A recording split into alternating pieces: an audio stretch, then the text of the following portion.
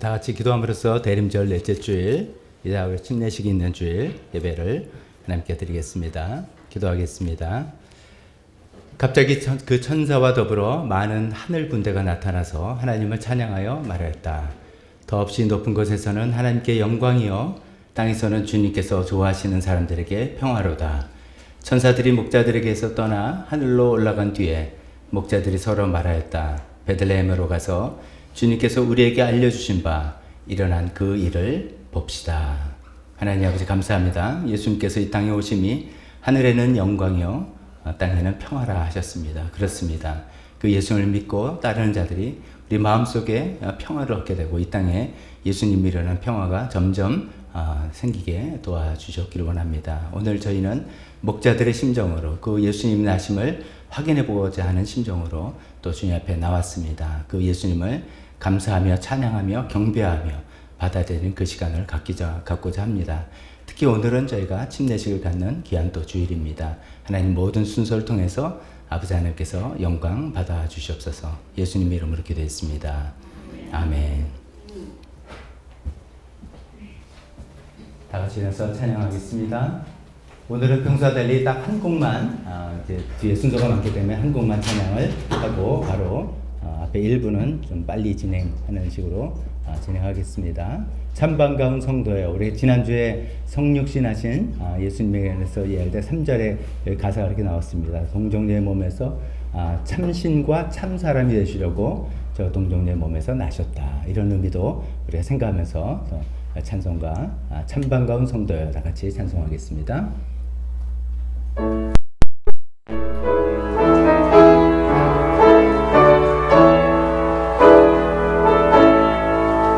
참 반가운 성도여 다 이리 와서 베들레헴 성 안에 가봅시다. 저 그의 이신 아기를 보고 엎드려 절하세 엎드려 절하세 엎드려 절하세 구주 나셨네. 저 천사여 찬송을 높이 불러서 이 광활한 천지에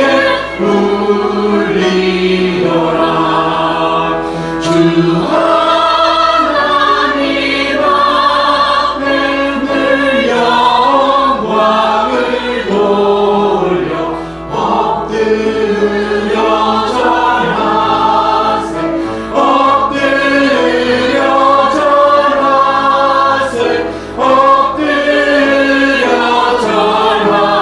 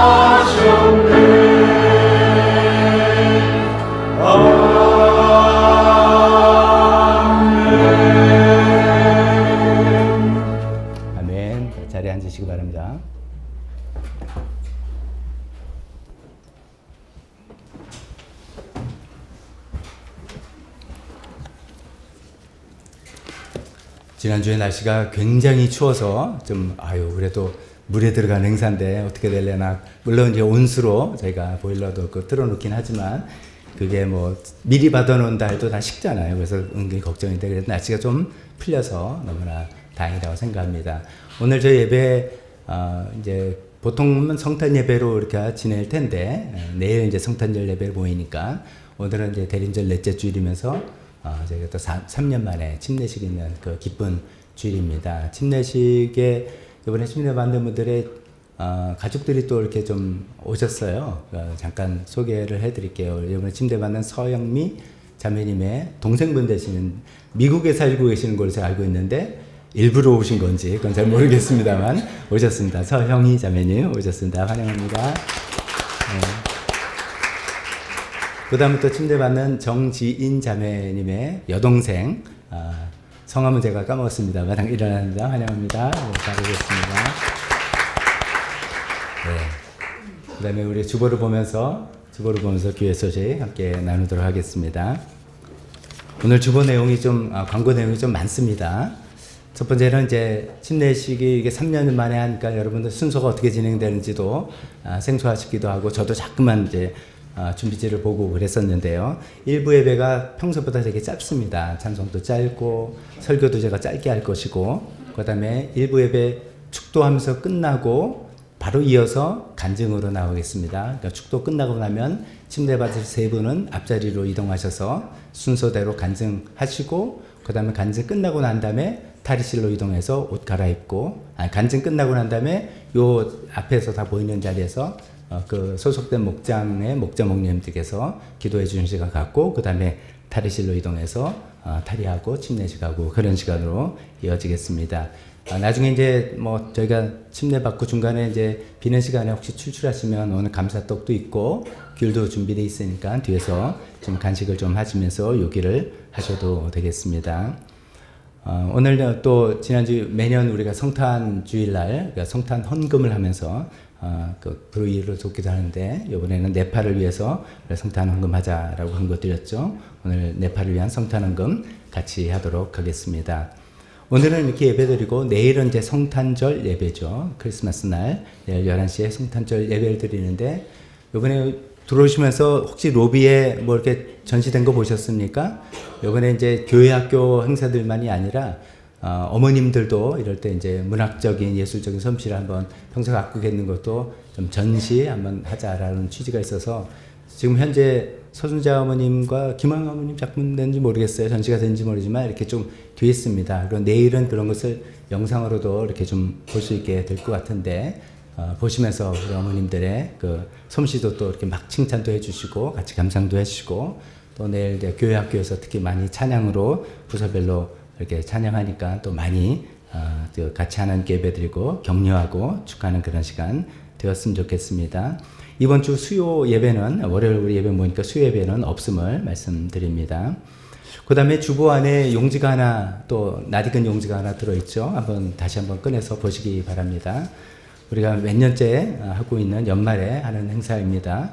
회개와 용서를 위한 파세식입니다. 취지가 한 해를 또 마무리하고 새해를 맞이하면서 우리가 하나님께 늘 마음으로만 있었던 또 늘 뭐 개인적으로 기도했었을 그 회개 내용을 문서에 써서 하나님께 문서를 파쇄함으로써 하나님께 용서를 받는 것을 실제로 눈으로 경험해보자.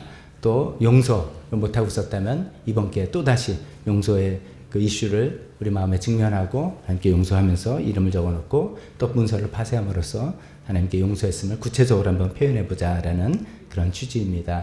용지를 받으시고 일주일 동안 이게 형식적으로 하는 게 의미가 있는 게 아니라 이참에 기도하면서 묵상하시면서 그 1번에서 4번까지 있는데요. 전부를 다 써야 된다는 뜻은 아닙니다. 여러분께 해당되는 것 하나라도 이렇게 생각 진지하게 하시고 다음 주일날 우리 문서 파쇄하면서 이것을 좀 하나님께 날려드리는 그런 파쇄식을 갖도록 하겠습니다. 그 다음 강구는 새해를 여는 21일 금식 기도입니다. 이것도 이제 해마다 우리가 몇 년째 하고 있죠. 새해를 시작하면서 하나님의 도움 없이는 우리가 또 살아갈 수 없다라는 그런 고백으로 21일 금식 기도 하자는 것입니다. 21일 우리가 전부 다 한 사람이 다 21일 하자는 취지가 아니라 우리 교회 전체적으로 21일의 기간을 통해서 여러분들이 원하신 시간, 원하신 방법 다 링크로 다 보내드렸으니까 여러분들 그거 보시고 나는 올해는 이런 식으로 이런 방법으로 하겠다. 뭐 21일 기간 동안에 뭐 매주 한 주에 한 번 한 끼 금식을 하겠다라든지 뭐 여러 가지 원하신 방식대로 하시면서 그 마음들을 모아서 우리가 저 교회적으로 21일 동안 금식하면서 한 해를 또 주님께 나아갑니다라는 마음을 모으는 시간 되었으면 좋겠습니다. 그와 함께 새해 첫 주 월요일은 우리가 주일 예배로 모이고요. 성탄절 예배로 모이고요. 화요일부터 목요일까지 저녁 7시부터 9시까지 혹시 교회 나와서 같이 새해 첫 주를 하나님께 말씀을 읽고 기도하는 시간 원하시는 분들은 교회로 7시까지 오시면 1시간 정도 우리 각자 성경을 읽고 또 1시간 기도하는 그런 시간을 갖고 금요일은 중보기도 늘 있으니까 그렇게 진행하도록 하겠습니다. 오늘 이제 감사떡 김주연 집사님 감사떡 됩니다. 왜 이분이 감사떡을 내나 여기 제가 쓰지 않았는데 나중에 김헌 형제님의 간증을 들으면 더 자세히 나오겠는데요. 뭐 들으시면 알 테니까 제가 그 퀘스천을 놔두겠습니다. 그 다음에 내일은 신희경 집사님 감사 피자를 정교인 감사 피자 제공한답니다. 이건 또 왜 내는지 제가 굳이 설명 안 해도 아시겠죠? 지난주 광고에서 우리 세준이 대학 지난 걸 감사해서 내일은 또 감사 피자 제공하십니다. 특별기도 우리 문경자 어머님, 최홍구 집사님 어머님 참 걱정도 많았던 그 수술, 그래도 수술 후에 후유증 없이 잘 중환자실 가서 회복 중에 계십니다. 어머님 건강 잘 회복해서 거뜬히 또 퇴원하실 수 있도록 기도해 주시기 바랍니다. 오늘 네팔 선교 헌금을 하는데 헌금만이 아니라 우리 마음을 다 모아서 계속해서 네팔의 사역이 잘 진행될 수 있도록 또 우리 나라와 북한을 위해서 계속해서 기도하는 시간 되었으면 좋겠습니다. 이 시간에 대표기도 헌금 시간으로 이어지겠습니다.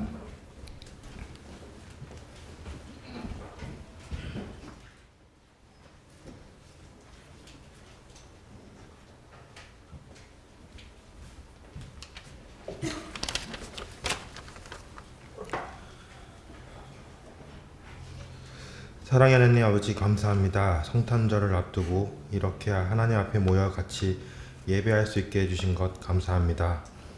지난 한 해를 비롯해 우리 모든 날들이 하나님의 은혜로 살아왔음을 고백합니다. 우리에게 성탄절을 주신 사랑의 하나님 아버지 감사합니다. 죄인인 우리에게 있어 성탄절은 구원의 시작이고 하나님께로 가는 끊어졌던 길이 다시 연결되는 놀라운 기적의 시작이었습니다. 그러나 동시에 하나님께서는 성탄절은 우리 한 사람 한 사람의 죄 때문에 십자가에서 죽기 위해 이 땅에 스스로 사람이 되어 이 땅에 내려오신 첫날임을 저희가 기억합니다. 우리가 성탄절이라 기쁘고 감사함에도 마냥 기뻐할 수 없는 이유가 우리 죄 때문에 예수 그리스도께서 십자가에서 죽으셨기 때문입니다. 은혜로운 성탄절을 앞두고 하나님께 기도합니다. 우리가 하나님 앞에서 우리의 죄를 온전히 회개하고 다시 새롭게 변화하는 삶을 살 수 있도록 하여 주시고 성탄절이 단 하루가 아니라 매일매일 하나님 은혜에 감사하고 예수들을 기억하는 우리가 그리고 성령님 안에서 함께 계속 변화되고 하나님께로 나아가는 날들이 매일매일이 날들이 성탄절이 될 수 있도록 함께하여 주시옵소서. 사랑의 하나님, 먼저 성탄절 날 침례받는 김헌, 정지인, 서영미 이 세 분을 위해 기도합니다. 침례식을 통해서 하나님과 우리 공동체가 이 세 분이 하나님과 우리 교회 공동체와 더 하나 되게 하시고 하나님께서 그 삶의 주인 되어 주시옵시고 하나님의 계획을 이분들을 통해서 행하시옵소서. 이 세 분이 하나님의 마음과 비전으로 사는 삶을 살도록 하나님께서 언제나 함께하여 주시옵소서. 사랑의 하나님, 조이 코너와 조이랜드를 위해 기도합니다.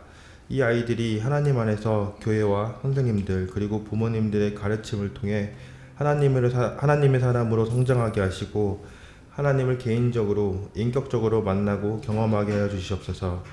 말씀과 기도로 매일매일 성장하며 세상이 감히 넘어뜨리지 못하는 강한 사람들로 성장하게 하여 주시옵소서. 제2드리머 학생들 위해 기도합니다. 경쟁이 치열한 한국 사회에서 하나님 안에서 자신의 비전과 적성, 재능들을 발견하게 하시고 사회 각지에서 그들의 전문성을 발휘하여 하나님의 나라를 위해 일하는 하나님의 일꾼으로 성장하게 하여 주시옵소서. 항상 하나님께서 이들의 학업과 진로, 병역 등 모든 현재와 미래 준비에 있어 가장 좋은 것을 예비하셨음을 믿습니다. 사랑의 하나님 아버지, 질병으로 고통받고 있는 성도님들을 위해 기도합니다. 하나님께서 이들을 불쌍히 여겨주셔서 치유하여 주시옵소서. 특히 무엇보다 문경자 어머님 위해 기도합니다. 수술 후 회복 중에 있습니다. 하나님께서 함께하여 주시고 최영구 이은영 집사님을 비롯한 모든 가족들을 위로하여 주시옵소서. 하나님의 은혜가 그 가정 가운데 함께 하시기를 기도합니다. 사랑의 하나님, 네팔을 위해 기도합니다. 네팔 사람들에게도 성탄절의 기쁨과 감사가 동일하게 있기 원합니다. 네팔에 하나님의 복음이 선포될 때에 네팔 사람들의 마음을 열어주시고 하나님께로 돌아오게 해주십시오. 나진 목사님과 시티미션 교회를 하나님께서 주변 모든 위협으로부터 지켜주시고 하나님의 계획을 실행함에 있어 부족함이 없도록 하여 주시옵소서. 북한을 위해서 기도합니다. 북한의 지하교회와 성도님들을 위해 헌신하는 선교사님들을 위해 기도합니다. 이들을 기억하여 주시옵시고 수많은 위협 속에서 이들의 생명을 지켜주시옵소서. 하나님의 복음이 북한 사회에 선포되게 하여 주시옵시고 이들의 헌신과 희생을 통해 북한이 자유와 평화의 땅이 되기를 소망합니다. 또한 가까운 시일 내에 남북한이 모두 함께 예배하는 날이 오기를 기도합니다. 사랑의 하나님, 오늘 말씀 전하시는 박덕주 목사님과 함께하여 주시옵시고 말씀 전하실 때에 우리의 영혼이 위로가 되고 삶의 변화가 시작되는 그 시작이 될 수 있도록 하여 주시옵소서.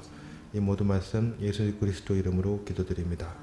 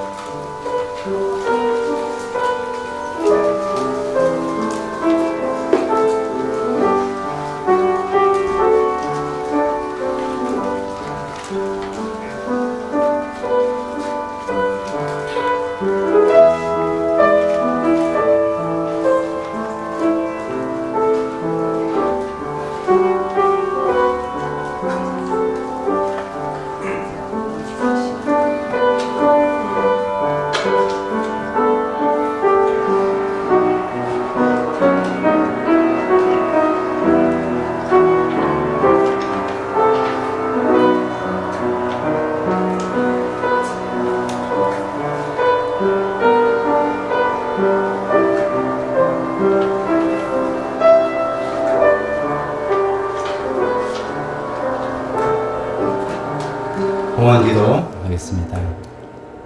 하나님 아버지, 오늘도 저희가 주님 앞에 나와서 귀한 물질을 드립니다. 하나님, 우리 삶에 이런 물질을 주님께서 주셔서 우리 삶을 영위하게 하시고 잘 살아가게 하심을 감사드립니다. 하나님, 그것이 하나님께로부터 온 것을 알고 또 하나님께 구분해서 드립니다. 하나님 아버지, 특히 오늘은 네팔을 위한 우리 성탄헌금이 이 안에 담겨 있습니다. 하나님, 우리의 사랑과 우리의 또 합력하는 그 마음이 이 헌금에 잘 담겨서 또 그것에 잘 전달되어서 힘있게 또 사역을 할 수 있게 도와주셨기 원합니다. 모든 말씀 예수님의 이름으로 기도했습니다. 아멘.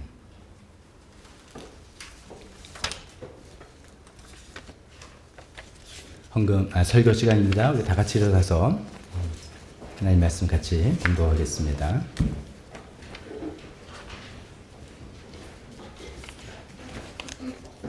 로마서 6장 3절에서 5절 말씀입니다. 같이 읽겠습니다. 시작. 침례를 받아 그리스도 예수와 하나가 된 우리는 모두 침례를 받을 때 그와 함께 죽었다는 것을 여러분은 알지 못합니까? 그러므로 우리는 침례를 통하여 그의 죽으심과 연합함으로써 그와 함께 묻혔던 것입니다.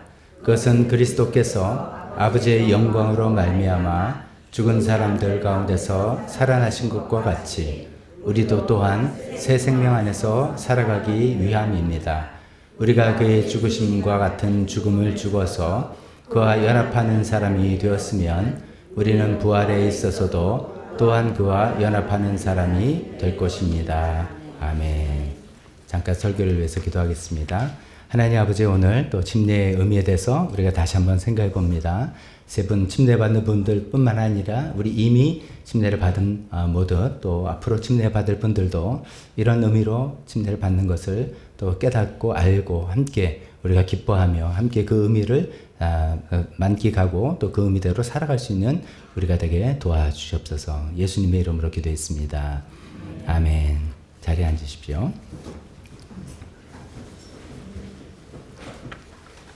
오늘은 설교 제목으로 그냥 다 무슨 의미인지 다 전달이 되지 않을까 기대를 해봅니다. 설교를 제목을 이렇게 잡았습니다. 침례식은 장례식, 결혼식, 환영식 이렇게 됩니다. 오늘 이 원래 성탄 2부지만 성탄에 나서 내일 이제 성탄절 예배 때 말씀드리기로 하고 오늘은 침례에 대해서 말씀을 드리려고 합니다. 처음 오신 분도 교회 처음 오신 분도 있으니까 아주 기초적인 것부터 말씀드릴게요. 침례는 물에 담그는 예식입니다. 침례할 때 침자가 잠길 침자 혹은 담글 침자, 자기가 잠기기도 하고 남이 담그기도 하는 그런 침자를 쓰죠. 그런 예식이다라는 말입니다. 즉 나는 예수 믿는 사람이 되었습니다라는 의미로 받는 예식이라고 말씀드릴 수 있겠습니다. 교회에서는 이런 걸 이제 성례라고 부릅니다. 성스러운 예식, 거룩한 예식, 성례라고 하는데 천주교에 달린 이제 개신교 기독교에서는 성례가 두 가지가 있습니다. 하나는 침례, 오늘 하는 침례고 또 하나는 성찬, 이게 두 가지 성례입니다. 왜 두 가지를 하느냐? 이 두 가지를 예수님께서 하라고 직접 명령하셨기 때문입니다. 침례관에서는 이제 마태복음 제일 끝에 예수님 하신 말씀 28장에 너희는 가서 모든 민족으로 제자를 삼아서 아버지와 아들과 성령의 이름으로 침례를 주고 아버지 아들 성령의 이름으로 침례를 줘라 그랬죠. 그 나중에 이제 침례식 할 때 제가 물속에 들어서 이제 침례를 주노라 할 때 성부와 성자와 성령의 이름으로 침례를 준다 이렇게 제가 선포하면서 침례를 주는 이유도 바로 이 말씀에 근거해서입니다. 두 번째 성찬은 예수님께서 제자들과 마지막 그 6월절 만찬 성찬할 때 주께서 잡히시던 밤에 빵을 들어서 감사드린 다음에 떼시고 이것은 너희를 위하는 내 몸이다. 이것을 행하여 나를 기억하라. 또 잔도 이것을 행하여 나를 기억하라 라고 행하라 라고 명령하셨기 때문에 그 침례와 성찬을 교회에서는 성례다. 그래서 예수님 명령하신 특별한 예식이다 라고 저희가 생각하고 있습니다. 그 중에 하나인 이제 침례를 좀 현대적인 용어로 심플하게 설명해 보려고 합니다. 세 가지로 이제 제목을 잡았죠. 첫 번째는 장례식인데 침례가 장례식이다가 아니라 침례는 장례식과 같다, 장례식과 비슷하다, 막 그런 의미가 되어 있습니다. 침례식은 장례식과 같다라고 해서 침례식은 이제 왜 장례식이라 하냐? 침례 받는 사람은 죽은 사람이다라는 뜻입니다. 죽은 사람이다. 이렇게 멀쩡히 살아있는데 이 사람 나와서 간증도 하고 다 살아있는데 왜 죽은 사람이라고 하느냐? 이런 성경적으로 우리가 모든 사람은 죄인이고 죄의 삭슨, 죄의 그 결과, 그 형벌은 사망이다, 죽음이다. 라고 해서 사실상 이미 죽은 사람인 것이죠. 근데 우리가 예수님 믿기 전에는 그걸 안 믿은 거죠. 내가 뭐 죽긴 죽어. 내가 살아있고. 그걸 몰랐기도 하고 들어도 인정하지 않았기 때문에 죽은 사람의 생각을 안 하다가 성경을 배우고 하나님을 알게 되고 그 말씀에 대해 자기를 비춰보니까 맞네. 내가 정말 죄로 인해서 죽은 사람 맞네. 라고 이제 인정한 것이죠. 예수 믿는 사람이란 그걸 인정한 사람이죠. 내가 하나님 앞에서 세상 사람들에서 죄인이라는 나쁜 짓을 했다는 게 아니라 하나님 앞에서 내가 죄인이구나. 하나님을 믿지 않았구나. 하나님 의지하지 않고 살았구나. 그 결과는 죽음이다라는 것을 받아들인 사람이라는 것이죠. 그래서 난 죽은 사람입니다. 라는 그런 고백이 담겨 있는 것입니다. 죽은 사람은 어떻게 합니까? 우리가 장례식을 치릅니다. 뭐 시신을 관에 담고 매장을 하거나 요새는 화장이 대세죠. 해서 안치를 하는 장례식을 치르는 거죠. 그래서 오늘 이제 침례식을 통해서 예수님 믿고 나 죽은 사람이라는 걸 이제 깨달았어요. 나 이제 그걸 인정했어요 하는 세 분의 장례식을 치르는 그런 겁니다. 좀 이상합니다만 장례식을 치릅니다. 근데 우리가 뭐 매장 땅에 묻어올 수는 없으니까 물에 담그는 식으로 일종의 수장이죠. 수장을 하는 그런 식으로 나는 정말 죽은 사람입니다. 라고 고백하는 그런 것이죠. 그래서 우리가 이제 침례를 받는 장면에서 이제 물에 이분들을 담글 때, 뒤로 잠글 때 옛사람, 그러니까 서영미의 옛사람은 죽었다. 이 표시죠. 정지인의 옛사람은 죽었다. 김헌의 옛사람은 죽었습니다. 라는 이런 고백을 행동으로 나타내는 예식입니다. 그 두 번째, 장례식인데 이게 좀 이상한 장례식이에요. 왜냐하면 성경은 우리가 예수님 안에서 그냥 죽었다로만 하는 게 아니라 오늘 본문에 읽은 것처럼 예수님과 함께 죽었다라고 설명합니다. 예수님을 믿는다는 것을 예수님과 함께 되었다. 이렇게 이제 또 설명하기 때문이죠. 그 예수님과 함께 죽었기 때문에 죽음으로 끝이 아니라는 것입니다. 혼자 죽었으면, 내가 혼자 죽었으면 그냥 끝이에요. 장례식하고 이제 다, 아쉽지만 갔다. 이렇게 되는 건데, 예수님과 함께 죽었기 때문에 거기서 놀라운 반전이 일어나는 겁니다. 즉, 예수님의 부활에 또 참여하는 것이죠. 예수님의 죽음에만 함께하는 게 아니라 예수님의 부활하심에도 함께하는 사람이 된 것이죠. 그래서 이제 침례식은 장례식이다라고 말씀드리는데 오늘 이 장례식은 좀 희한한 장례식이에요. 보통 이제 죽고 나면 이별과 슬픔과 이런 장례식인데 우리가 갖고 있는 오늘 장례식은 새 사람으로 다시 일어나는 기쁨과 환호의 장례식이에요.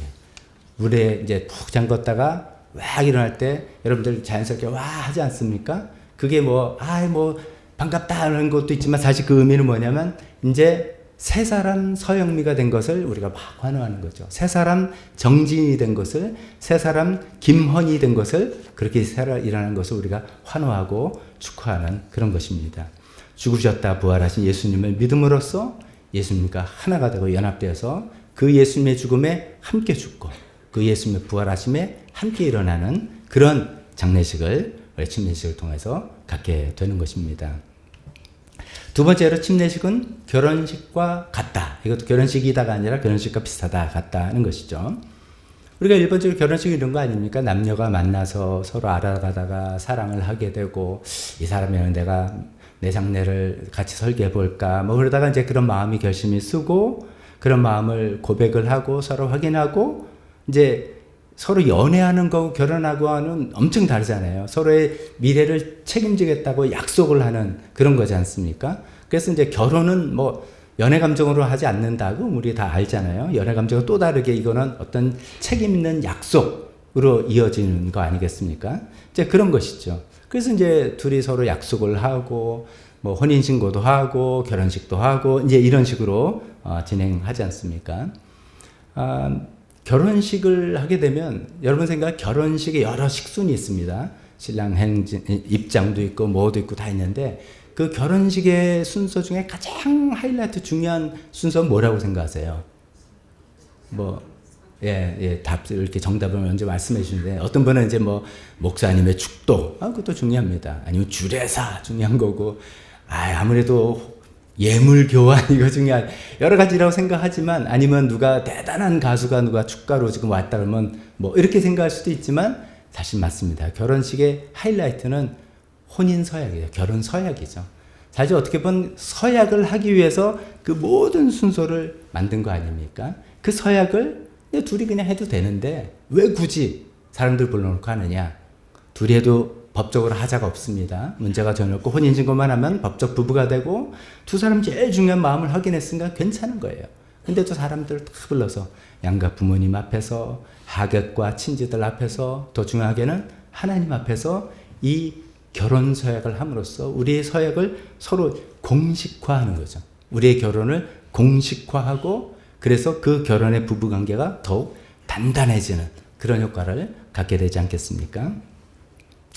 침례식 그런 것 같아요. 침례식도 왜냐하면 교회 나오시고 그러다 보면 자연스럽게 믿음이란 게 생깁니다. 믿음이란 게 뭐 확 믿을 거야 아닐지라도 뭐 성경이 말하는 거 그래 뭐 나쁘지 않아 교회 다니는 거 싫지 않아 그래서 이제 조금씩 믿음도 생기고 어떨 때는 몰래 이제 설교 듣고 헌신 시간에 난 예수 믿겠습니다 이렇게 하시는 분들이 있을 수도 있고요. 그러다가 이제 또 개인적으로 뭐 성경을 하거나 아니면 이제 우리 생명의삼에 하는 것처럼 영접기도 하면서 영접기도 할 수도 있고요. 그러면 이제 사실 개인적으로 영접기도 하고 그러면 그분 구원 받겠죠. 하나님 백성이 되는데 아무 문제가 없습니다. 그러나 우리가 이렇게 침례식을 하는 이유가 결혼식을 하는 이유와 거의 비슷하다는 것이죠. 그래서 가장 중요한 내가 하나님을 믿는 사람이 되었습니다. 성경에서 보면 예수님이 신랑이고 우리 예수 믿는 사람들 교회라고 하는 신부다 이렇게 표현되어 있으니까 그런 의미를 통해서 나는 이제 예수님과 결혼한 사이예요를 그냥 개인적으로만 있는 게 아니라 사람들 하객들을 불러 모아서 결혼식을 정식으로 하듯이 모든 사람들 앞에서 신앙을 고백하고 그래서 우리가 간증을 통해서 간증을 통해서 조금 길게 설명하고 우리 나중에 침례 받기 직전에 나 누구누구는 예수님을 뭐 하면서 고백하고 이런 고백을 통해서 그게 결혼식의 결혼 서약 비슷하게 할 때 모든 우리가 증인이 돼서 확인을 하고 그러면 이게 공식화 되는 거죠. 그럴 때 우리와 예수님의 관계가 더욱더 단단해지고 튼튼해지고 확실해지는 그런 것 아니겠습니까? 그렇게 우리가 이해도 좋을 것 같습니다. 세 번째 마지막으로는 굉장히 짧으니까 좋죠. 저도 좋습니다. 저는 이렇게 침례식이 있다는 시간 프레셔가 제가 좀 있습니다. 세 번째 침례식은 세가족 환영식이다라고 말씀드릴 수 있습니다. 첫 번째, 처음 두 번째 그러니까 결혼식과 장례식과 결혼식은 침례 받는 분의 입장에서 말씀드린 거고 세 번째는 이분들의 침례를 보는 우리 입장에서 생각해 보는 거라 할 수 있겠습니다. 그러니까 예수님과 연합해서 죽었다가 예수님과 연합해서 다시 부활하고 그 다음 예수님과 결혼 서약에서 혼인관계가 된 사람 그 사람들이 누굽니까? 여기 있는 우리들 아닙니까? 이미 먼저 예수님 믿고 이미 먼저 침례를 받은 우리들이잖아요. 우리가 먼저 그 길을 다 가지 않았습니까? 그래서 우리가 다 예수님과 하나가 되고 교회라는 하나님의 어떤 영적 가족을 이루지 않았습니까? 이 믿음으로 이루어진 영적 가족의 새 식구를 맞아들이는 그런 환영식인 것이죠. 새 식구 제일 쉽게는 갓난아기 태어난 거라고 생각하는 것이죠. 갓난아기 태어나면 양가 할머니 할아버지 부모님 두말할 것 삼촌이 까지 다 기뻐서 우리 집안에 새 갓난아기가 태어났다고 얼마나 기뻐하고 좋아하고 선물도 주고 이렇게 맨날 칭찬해주고 그러지 않습니까? 이제 그런 것이죠. 사실 이제 오늘 침례받는 세 분이 우리 교회 오신 지 1년도 됐고 2, 3년 이렇게 됐어요. 우리 교회 올 때부터 우리는 사실 가족처럼 맞이했던 것은 사실입니다. 그때부터 가족처럼 맞이했습니다. 그래서 같이 함께 예배도 드리고 목장도 같이 하고 그다음에 성경 공부도 같이 하고 등등 똑같이 가족처럼 했습니다. 그러나 이제는 이 침례를 받음으로써 진짜 가족이 되는 거죠. 진짜 영적 가족이 되는 것입니다. 에베소서 4장 5절 6절에 이런 말씀이 있습니다. 주님도 한 분이시요 믿음도 하나요 침례도 하나요 하나님도 한 분이십니다. 우리 한 분 하나님을 한 분 구주 예수님을 믿고 한 침례를 받으면서 한 믿음으로 우리가 함께하는 진짜 영적 가족에 당신들이 이제 여기 들어왔음을 우리가 환영합니다. 그래서 진정한 의미의 영적 가족이 되었다는 것을 우리가 좀 반갑게 맞이하는 그런 의식이 되겠습니다. 저는 침례식 할 때마다 이제 나중에 그 순서가 그렇잖아요. 옷 다 이제 침례 받고 갈아입고 나오면 침례 증서 드리고 화환도 주고 그다음에 쫙 이렇게 받은 분들 세 분 있으면 전 교인들 여러분 나와서 다 한 분 한 분 인사하고 허그도 해주고 하지 않습니까? 그런 장면을 제가 이렇게 볼 때 제일 그 시간 항상 저는 감동의 시간이에요. 우리 모든 교회 영적 가족 식구들이 새로 침례받은 이 세 분을 우리 집안의 갓난아기처럼 우리 집안의 새 식구처럼 참 맞이해주고 평소에는 그렇게 축하한다 이런 얘기를 표현할 기회가 많지 않았지만 이때 가장 기쁜 이날 그것을 함께 나누는 그런 시간이 되는 것이죠. 그런 마음으로 우리가 시간을 맞이한다고 볼 수 있겠습니다. 다시 한번 정리해 보겠습니다. 침례는 장례식과 같다. 예수님 믿을 때 옛사람 아무개 죽은 것입니다. 그 장례식을 우리가 하는 것입니다. 그러나 그게 끝이 아니라 예수님과 함께 연합했기 때문에 새 사람 아무개로 다시 태어난 그런 아주 독특한 희한한 장례식을 우리가 하고 있는 것입니다. 두 번째 침례식은 결혼식과 같다. 그렇게 예수님께 마음을 드리고 평생 예수님을 믿기로 따르기로 약속하신 이분들 이제 그 공개적으로 그런 믿음과 신앙을 고백하고 우리가 이 예식을 치름으로써 예수님 관계가 더욱더 분명해지는 그런 침례식을 우리가 지금 맞이하고 있습니다. 세 번째 침례식은 교회에게는 새가족 환영식과 같다. 우리 먼저 예수님 믿고 침례 받아서 영적 가족을 구성한 우리들이 새로 이제 합류하시는 분들을 진실로 맞아들이면서 환영하는 그런 시간이라고 말씀드리겠습니다. 이런 기쁨과 감격이 넘치는 침례식이 오늘 되기를 주님의 이름으로 축원합니다. 축도하면서 일부 예배 마치고 축도 끝나자마자 오늘 피아노도 없습니다. 바로 이제 세 분 나와서 앞으로 나와서 간증 준비하시면 되겠습니다. 축도하겠습니다. 지금은 우리 주 예수 그리스도의 은혜와 하나님 아버지의 사랑하심과 성령님의 교통하심이 우리의 장례식이 되고 결혼식이 되고 또 세가족 환영식과 같은 이 기쁜 침례를 또 맞이하면서 그것을 또 함께 축하하면서 하나님의 사랑과 은혜를 또 감사하게 하고 평생 그렇게 살겠노라고 결심하고 여기는 모든 분들 머리 위에 지금부터 영원토록 함께 있을지어다. 아멘. 자, 이제 입으로 넘어갑니다. 침례받는 세 분 앞으로 자리해 주시기 바랍니다.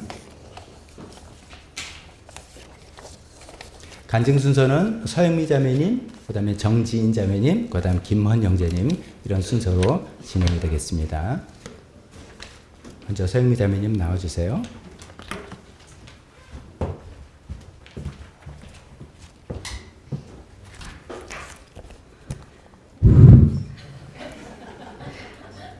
안녕하세요.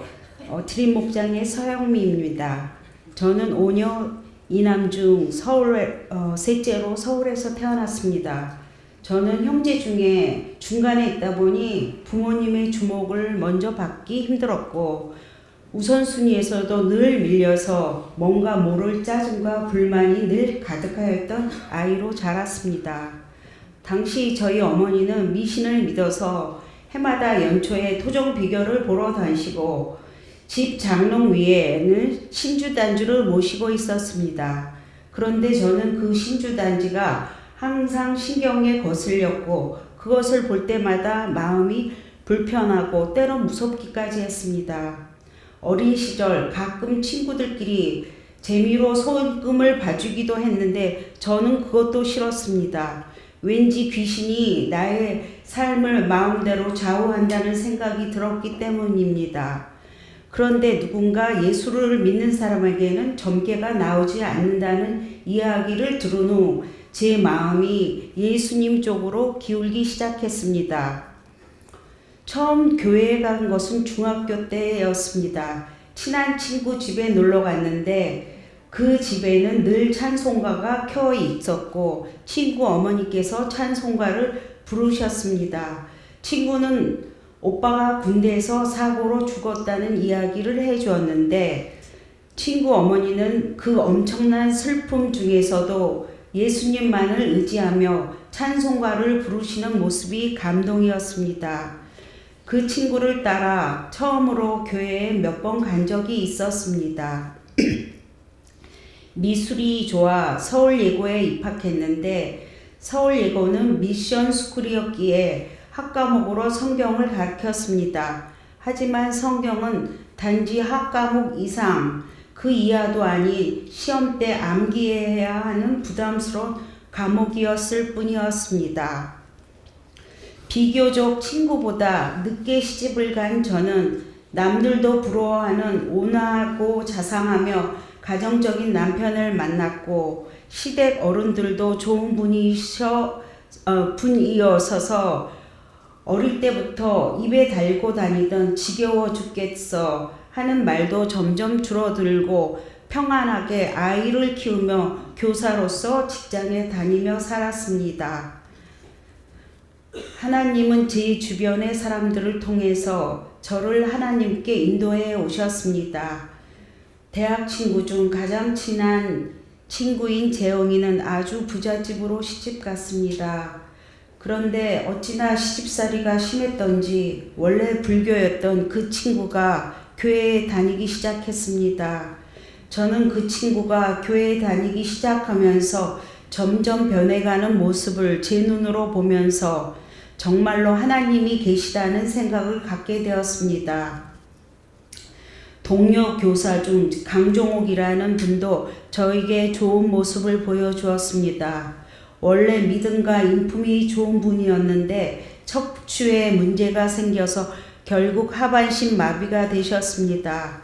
이런 엄청난 일로 인해 그분은 한동안 두문분출하여 연락을 끊으셨습니다. 그러나 저는 그분이 좋아서 어떻게 해서라도 연락을 하고 양평집으로 찾아가기도 했습니다. 그 덕분인지 다시 모임에 나오기 시작했는데 믿음과 인품이 좋은 예전의 모습으로 돌아오셨습니다.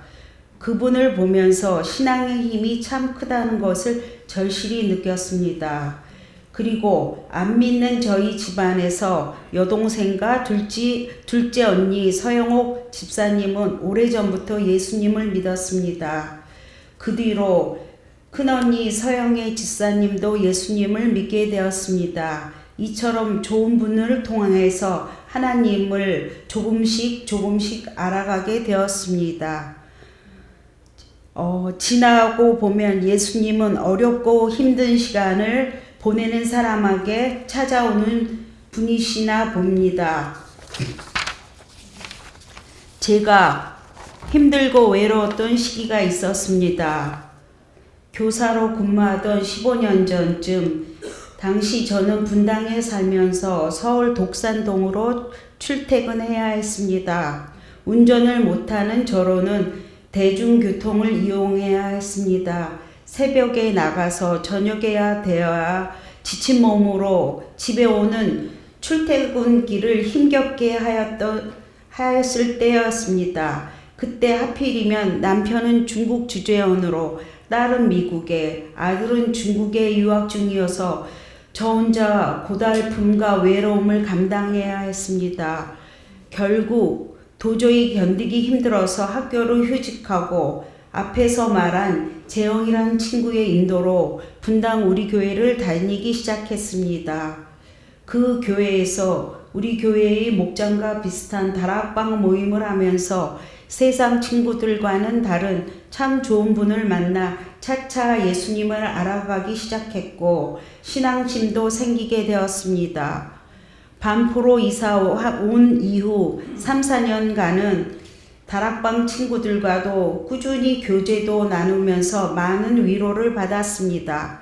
특히 이미경 순장님은 힘들어하는 저를 위해 기도해 주며 많이 붙들어 주셨습니다. 그러던 중 또다시 딸로 인해 찾아온 우울증으로 힘든 시간을 보냈습니다. 저는 미국으로 시집간 딸에 대한 애착을 끊는 것을 힘들어합니다. 딸을 만나러 미국에 가면 덧없이 행복했지만 다시 한국에 오면 우울감에 사로잡힌 패턴을 반복하고 있었습니다. 게다가 코로나로 인해 온라인 예배밖에 드릴 수 없고 직접적인 교제를 할 수 없게 되자 다시 방황하게 되었습니다. 그런 저를 본 언니들은 계속 이곳 사랑하는 교회로 오라고 권유했습니다. 처음에는 식구들이 다니는 교회라 부담이 되고 끌리지 않았습니다. 하지만 마음으로 의지할 딸은 멀리 미국에 있기에 외로운 마음에 가족 같은 분위기가 그리웠습니다. 그래서 언니들의 권유로 작년 9월부터 이 교회에 나오기 시작했습니다. 전에는 교회에 같이 다니지 않던 남편이 함께 나오게 된 것도 감사한 일입니다. 이 교회에서 언니가 2분이나 있기에 목장 많은 언니들과 다른 목장에 넣어달라는 저의 부탁을 받아들여지고 드림 목장에 속하게 되었습니다. 목장의 김경찬 목사님과 신숙재 목사님이 저희 부부를 따뜻하게 맞아 주었습니다. 목장 모임에 처음으로 참석하던 날에 지하철까지 픽업 나와 주시는 등 여러모로 섬겨주셨습니다. 참석한 목장 모임에도 따뜻함을 느끼면서 하나님이 또 다시 좋은 분들을 만나게 해주셨다는 생각에 감사했습니다. 목자님과 목녀님이 저를 위해서 진심으로 기도해 주시며 계속해서 붙들어 주심을 이 자리를 빌려 감사드립니다. 저는 반복되는 우울감에서 해방되고 싶습니다. 하나님을 만나면 모든 게 해결될 거라는 기대를 가지고 박 목사님과 생명의 삶 성경 공부를 시작했습니다. 1대1로 하는 공부라서 부담스럽기도 했지만 저의 고충을 마음껏 이야기할 수 있는 점이 좋았습니다. 목사님께서는 저를 위해 몇 시간씩 제 이야기를 들어주면서 신앙적인 조언과 기도를 아끼지 않으셨습니다.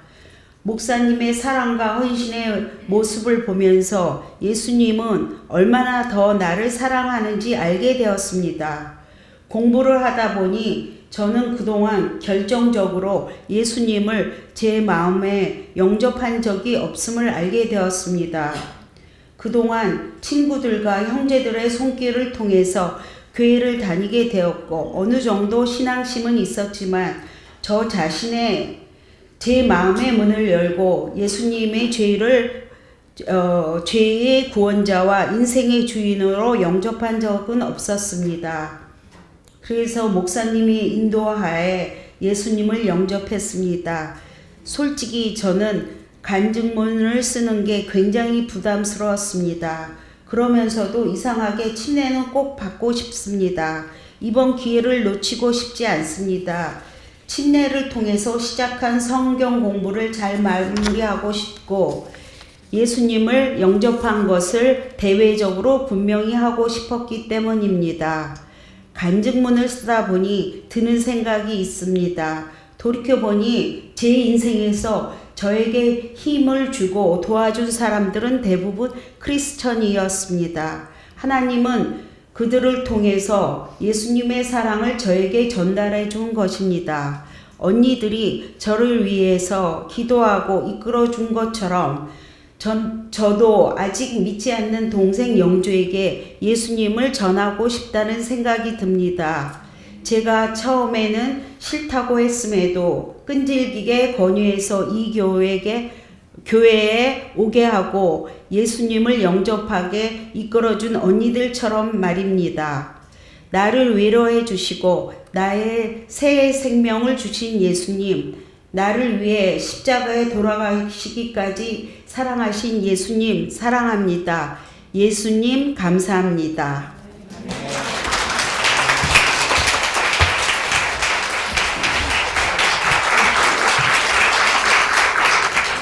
감사합니다. 제가 매번 나와서 이렇게 코멘트 할 건 아닌데요. 제가 아까 인사를 못 시켜드려서 서영미 자매님의 최근에 결혼한 아들 며느리 오셨는데 우리 환영합니다. 김영재 형제들입니다. 환영합니다. 자, 이어서 정지인 자매.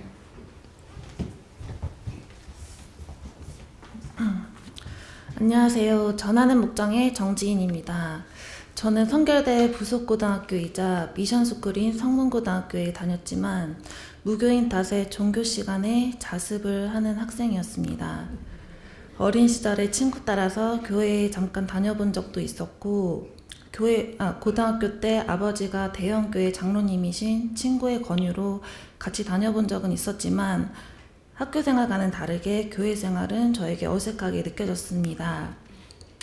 존경 없는 생활이 편하고 익숙했고 하나님의 존재를 이해하기는 쉽지 않았습니다. 하나님 없는 삶을 무난하게 살아왔던 것 같습니다. 어린 시절을 별 어려움 없이 평범하게 보내다가 고3 때 힘든 일을 겪게 되었습니다. 집안 사정으로 어머니가 엄청난 스트레스에 시달리시다가 위암 3기 판정을 받았기 때문입니다. 장녀로서 어깨가 무거워지며 하늘이 무너지는 줄 알았습니다. 그때 하나님을 믿는 친구들이 기도를 많이 해주었던 것이 기억이 납니다. 이후 아버지의 사업이 번창하시게 되면서 집안은 안정을 찾아갔고 저는 그저 부모님이 웃으면 된다고만 알고 별 생각 없이 살았던 것 같습니다. 어머니도 건강을 회복하셔서 우리 집은 다시 화목한 가정이 되었습니다. 더 이상 바랄 게 없었습니다. 그러던 중 20대 후반에 해보고 싶었던 제2어학을 위해 일본에 갔습니다. 그런데 이번에는 아버지가 간암 말기 판정을 받았다고 연락이 왔습니다. 남은 시간이 6개월밖에 안 남았다는 소리에 이제서야 행복한데 왜 또 이런 시련을 주시는지 원망스러웠습니다. 저는 급계획을 세워 한국으로 돌아와야 했습니다. 돌아와서 가족과 함께 지내면서 공인중개사를 준비를 하였습니다. 아버지는 딸들이랑 2년만 더 살고 싶다고 하셨습니다. 저희는 그런 아빠 앞에서 눈물 대신에 항상 웃음을 보여드렸습니다. 그러다 문정법조단지에 있는 부동산에서 일을 하기 시작했습니다. 제가 보니 부동산의 간판이 눈에 잘 안 들어와서 대표님께 제안해서 간판 디자인을 바꾸게 되었습니다. 간판을 바꾼 지 일주일 만에 한 남자 손님이 부동산에 들어왔습니다. 간판이 눈에 들어와 여기로 들어왔다면서 말입니다. 그 손님이 지금의 남편인 김원 형제입니다. 이처럼 신기한 과정을 통해 고객으로 만나게 된 인연은 진지한 만남으로 이어지다가 결국 결혼을 약속하는 사이로 발전했습니다. 그 무렵 현 형제는 자기는 한국에 들어온 지 얼마 되지도 않았고 직계 가족을 모두 여의었지만 저희에게 소개시켜줄 누나들이 있다고 했습니다. 앞으로 결혼하게 될 사람을 잘 아는 분들이 계시는 곳이라는데 안 가볼 수가 없었습니다. 그래서 따라온 것이 사랑하는 교회였습니다. 그곳에서는 현 형제를 기다리고 있던 누나들이 계셨고 저를 환하게 맞아주신 박 목사님과 사모님이 계셨습니다. 제가 사랑하는 사람의 주변에 이렇게 따뜻한 사람들이 있다는 사실에 안도했습니다. 그 후 현 형제와 함께 주말 데이트 한다는 마음으로 매주 교회에 예배드리러 나왔습니다. 한편 아버지는 처음에는 6개월 남았다는 의사 말과는 달리 4년째 투병 중에 계셨습니다. 그러나 병세가 악화되면서 결혼식을 한 달 앞당겨서 4월에 하기로 했습니다. 교회에 나온 지 얼마 되지도 않은 저희의 결혼식을 위해서 박 목사님은 주례를 해주셨고 교인분들은 와서 축하해 주시고 결혼사진을 함께 해주셔서 참 감동을 받았습니다. 동시에 저는 복받은 사람이라 생각이 들었습니다. 남편에게 직계가족은 없지만 또 다른 가족이 있다는 것 같은 느낌이 들었습니다. 저의 결혼식이 끝나고 2달 후 몇몇 친척들이 집안 결혼식에 갔다가 아버지를 만나 뵈러 저희 집에 오셨습니다. 몇 주 동안 물 한 모금 못 드신 아버지는 숨을 가쁘게 쉬고 계셨습니다. 사실 박 목사님이 며칠 후에 신방 오시기로 약속이 되어 있었지만 상황이 급박하게 흘러갔습니다. 저희는 어떻게 해야 할지 몰라 하던 때 신앙심 좋은 이모가 지금이라도 목사님을 모셔오는 게 좋겠다고 제안하셨습니다. 목사님은 만사를 제쳐놓고 달려오셔서 아버지에게 복음을 전하셨습니다. 지금이라도 예수님을 영접하고 하나님의 자녀가 되어서 천국에 가시겠냐는 말씀에 아버지는 말을 하실 수 없는 상태셔서 한 줄기 눈물로 응답하셨습니다. 아버지는 찬송가를 들으시면서 마지막으로 저희 딸들 이름을 부르시고는 숨을 거두셨습니다.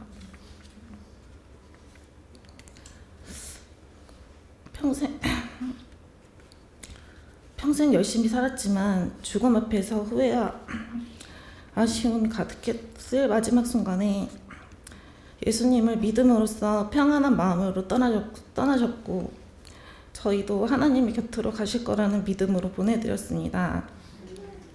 강인했던 아버지가 가장 연약한 상태가 된 마지막 순간에 삶의 모든 희망을 다 잃고 어디로 가야 할지 모르고 헤맬 때 천국이라는 마지막 희망을 주신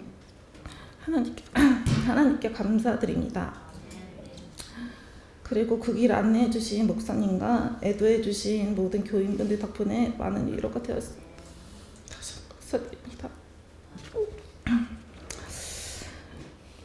결혼식과 아버지 장례식이라는 인생의 큰일이 연달아 있을 때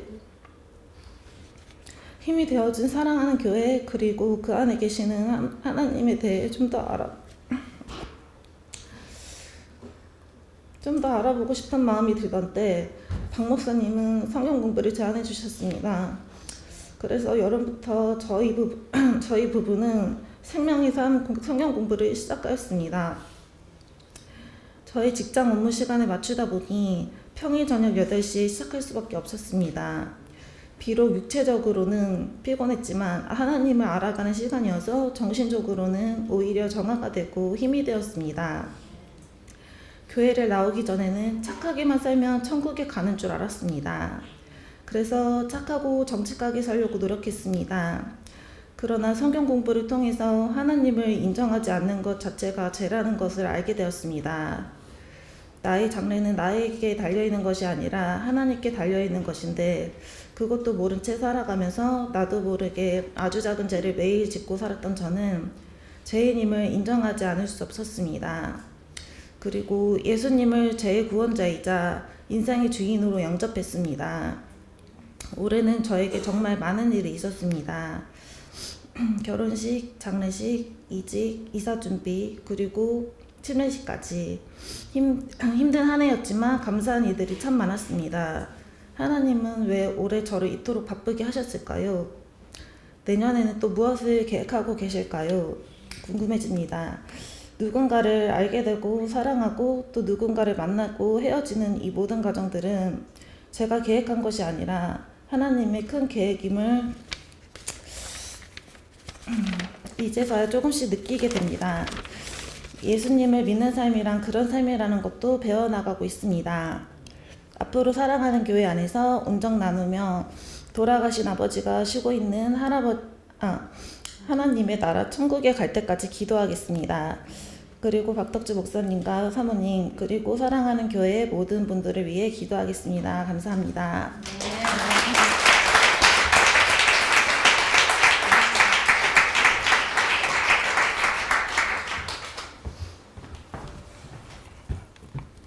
안녕하세요. 저는 전하는 목장의 김원입니다.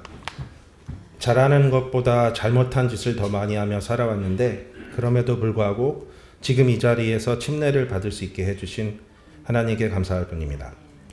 저는 모태신앙은 아니지만 정말 어렸을 때부터 교회를 다녔습니다. 제가 살던 집 바로 옆 건물이 교회였습니다. 그래서 주일에 할 일도 없고 해서 그냥 자연스럽게 성서 침례교회인 그 교회에 나가기 시작했습니다.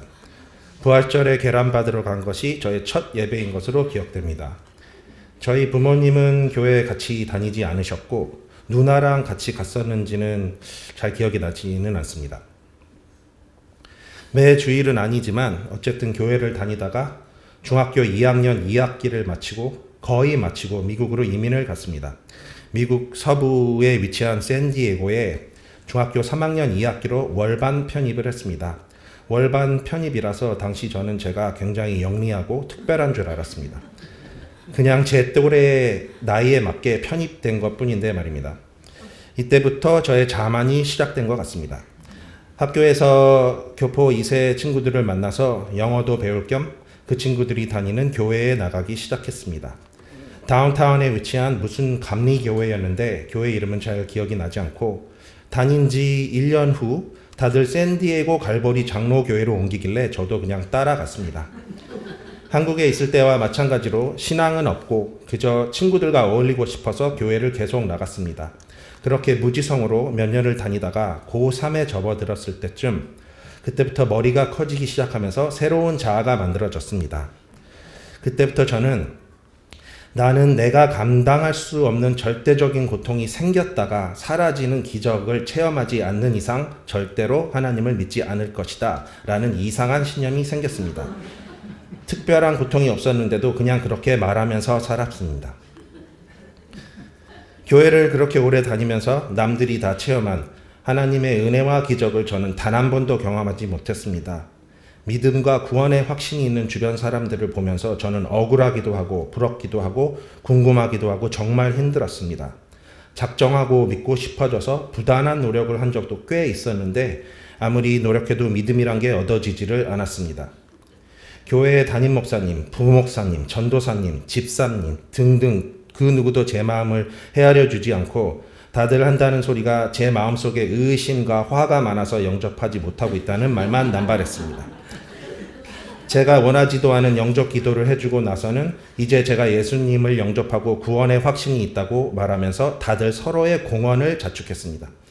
정작 저는 아직도 먼지만큼의 믿음도 없고 구원의 확신은 더더욱 없고 의심과 화만 더 커졌습니다. 저는 그저 그런 사람이었습니다. 그렇게 막연히 30년 가까이 생활하던 2017년 어느 날 누나가 폐암에 걸렸다는 소식을 접했습니다. 미국 생활의 처음부터 누나는 저의 보호자 겸 부모인 셈이었습니다. 그 전부터 여러 가지 지병으로 병원을 안방 드나들듯 해왔던 누나가 폐암 1기라는 소리를 듣고 그날부터 저는 병원에 관련된 모든 일과 병 시중에 들어갔습니다.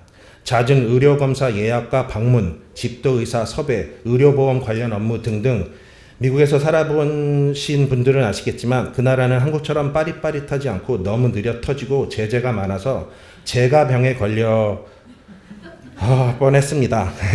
그 나라는 그 정도로 제가 극심한 스트레스에 시달렸고 제가 먼저 죽을 뻔했습니다.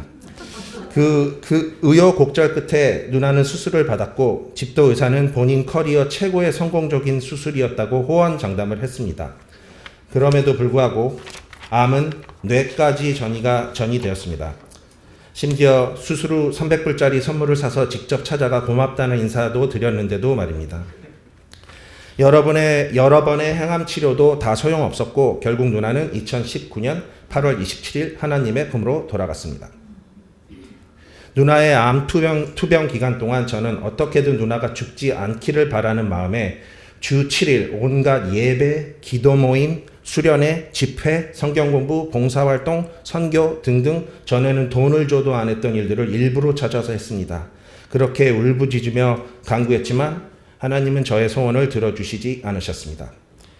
2년의 암 투병 기간 중에 너무 많이 울어서 그런지 누나가 소천한 그날 병실 내에서 다들 우는데 저만 울지 않고 있었습니다.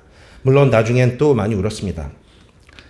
평생 입에 달고 살았던 나는 내가 감당할 수 없는 절대적인 고통이 생겼다가 사라지는 기적을 체험하지 않는 이상 절대로 하나님을 믿지 않을 것이다. 와는 상반된 현실에서 신기하게도 저는 하나님을 별로 원망하지 않았습니다. 매우 이상했습니다. 그냥 저는 제가 지난 힘든 시간 속에서 조금 성숙해졌을 거라 생각했습니다. 장례식이 끝나고 누나가 섬기던 교회의 목사님이 저에게 다가와 말씀해 주셨습니다. 누나가 살아 있었을 때 동생 걱정만 하고 살았으며 투병 기간 동안 제가 어떻게든 누나를 연명하게 하려는 목적 아래 행했던 모든 교회 관련 일들을 통해서 제가 하나님께 조금이나마 가까이 가게 된 것 같다고 하셨습니다. 또 목사님은 누나가 누나의 마지막 사명을 다하고 하나님의 부름을 받으신 것 같다고 말씀하셨습니다. 누나의 마지막 사명은 제가 하나님을 믿게 되는 것이었습니다. 신앙적인 마음은 전혀 없었고 그저 간절한 소원이 이루어지기를 바라는 너무나도 조건적인 마음이었는데 어찌됐든 매일 하다 보니 조금 변했던 것은 맞는 것 같습니다. 직계가족을 다 여의고 더 이상 미국에서 살고 싶은 마음이 없었던 저는 누나가 소천한 지 1년이 조금 지나서 한국에 영국 입국을 했습니다. 처음엔 양재동 온누리 교회에 나가는데 코로나 때문에 예배 드리는 것조차 매우 힘들었고 새로운 교인이라 관심도 받고 목장에도 소속하고 싶어 담당자에게 전화했는데 코로나 시즌이라 사람들과 만나고 교제할 생각은 버리라는 차가운 소리를 들었습니다. 그 무렵 김주연 누나한테 연락이 왔습니다. 주연 누나는 저희 누나와 가장 가까운 친한 동생이었습니다. 누나는 우리 교회 목사님의 말씀이 참 좋은데 예배 한번 드려볼 생각이 없냐라고 저에게 말씀해 주셨고 저는 그 말에 찾아온 그 주일이 사랑하는 교회에서의 첫 예배가 되었습니다. 저는 비록 날라리 신자지만 항상 교회는 사람 보고 가는 게 아니라 말씀을 따라가는 거라는 신념은 있어서 설교 말씀에 집중했는데 목사님의 설교가 너무너무 좋았고 내가 있어야 할 곳은 여기라는 느낌이 들었습니다. 그때부터 지금까지 계속 쭉 사랑하는 교회를 섬기고 있습니다. 중간에 잠깐 방황의 시간을 가진 적도 있지만 하나님은 저를 계속 붙잡고 계셨습니다. 결혼을 앞두고 있던 어느 날 현재 제 와이프가 된 정지인 자매에게 우리 교회에서 같이 예배드리면 어떻겠냐고 물었는데 흔쾌히 받아줬습니다. 하나님의 계획과 섭리가 아닌가 싶습니다. 제가 아직도 이 교회를 섬기고 있는 유일한 이유는 박덕주 목사님의 말씀 때문입니다. 그 오랜 세월 서너 군데의 교회를 다니면서 저는 그 어떤 목회자의 입을 통해서도 듣지 못했던 말씀이 박 목사님을 통해서 들리기 시작했습니다. 그동안 모든 목회자분들은 제가 드리는 질문과 고민거리에 대해 일관되게 네 안에 의심과 화가 많아서 그렇다라고 답하면서 그 상황을 회피하고 떠나셨습니다. 그게 다였습니다. 그러고 나서 강단 앞에 무릎 꿇고 있는 신도들과 함께 눈물을 흘리면서 기도하셨습니다. 그분들에게 저는 그 어디에도 없었습니다. 하지만 박 목사님은 다르셨습니다. 제가 드리는 질문에 성심성의껏 제 마음을 헤아려 주시면서 답해 주셨습니다. 지난 몇 개월 동안 생명의 삶 성경 공부를 통해서 마음의 평화가 오고 하나님에 대해서 조금씩 더 관심을 두게 되고 머리로 논리를 따지는 게 아니라 마음으로 느껴지게 되었습니다. 생명의 삶 성경 공부 중 예수님을 영접하는 부분에서 저는 전과는 다른 마음으로 기꺼이 마음을 열고 예수님을 영접했습니다. 점점 조금씩 변해가는 저 자신이 굉장히 신기했고 하루하루 더 나아지려고 노력하는 모습이 비칠 때면 이게 꿈인가 현실인가 하는 생각도 들고 참 불가사의한 일상이 존재하기 시작했습니다. 수십 년 무교로 지내온 제 와이프도 남편인 저를 따라 예배를 드리고 목장에 목원으로 있고 매주 화요일 밤 성경 공부를 같이 하는 등등 모든 게 예전과는 판이하게 달라졌습니다. 아직도 믿겨지지 않고 참 신기합니다. 하나님이 주관하시는 삶인 것 같습니다. 사실 많은 분들처럼 매일매일 시험당하고 하루에 수십 번씩 넘어지고 깨지고 내 생각이 하나님의 주권을 넘어서려 할 때도 정말 많지만 그때마다 예배나 성경 공부 때 마음으로 느꼈던 그 순간을 되짚으면서 그 오묘한 마음, 예수님이 저와 함께하고 있는 것 같은 그 느낌을 잃지 않으려고 노력하고 있습니다. 주님이 베푸시는 무조건적인 사랑과 은혜가 아닌가 싶습니다. 저의 죄와 나태함을 아시면서도 저에게 과분한 사랑을 주시는 주님에게 이 모든 영광을 돌립니다. 주 안에서 한 가족이 된 사랑하는 교회 모든 성도님들께 감사드리고 침례식을 통해서 다시 태어나는 은혜를 주시는 주님께 이 모든 영광을 드립니다. 아멘. 감사합니다.